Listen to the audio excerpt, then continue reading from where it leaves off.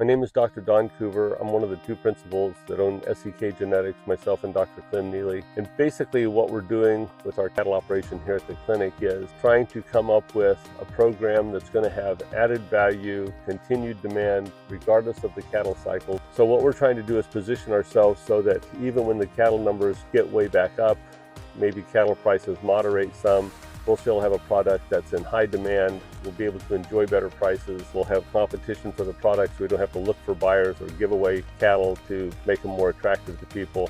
And part of the way we're doing that is trying to expand into this specialty market. What we're looking at specifically is Japanese black Wagyus and Wagyu cross cattle. So basically we are developing a set of cattle based on Japanese blacks or full bloods, but our primary application is using full-blood Japanese black bulls on commercial Angus-based cattle to produce these F1 cross animals, or at least half-blood Wagyus that are going to perform decently in the feedlot, but perform exceptionally well on the rail.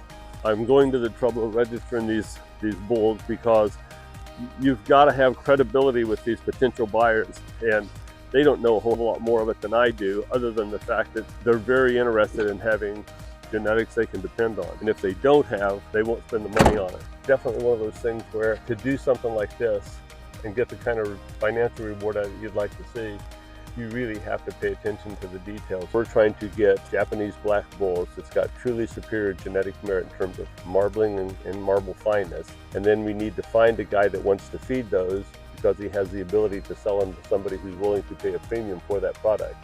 And it takes time to develop those contacts and prove to those people you can do what you say you can do. You better know the pedigree behind it, or make yourself familiar with it. Find out that this is an animal that's going to be able to do what you're trying to do with the cattle that you've got. And then you have to continuously sort of refine and fine-tune what you're doing. The biggest issue with this is it's an educational thing, and you've got to make those contacts. And while the market is getting significantly bigger all the time, it's small right now, which means the competition for those cattle, if you can produce them, is pretty high. You really have to know the genetics behind it, because if you don't know the genetics behind what you're doing, you can't really develop a program to fully utilize those genetics. So you really have to educate yourself.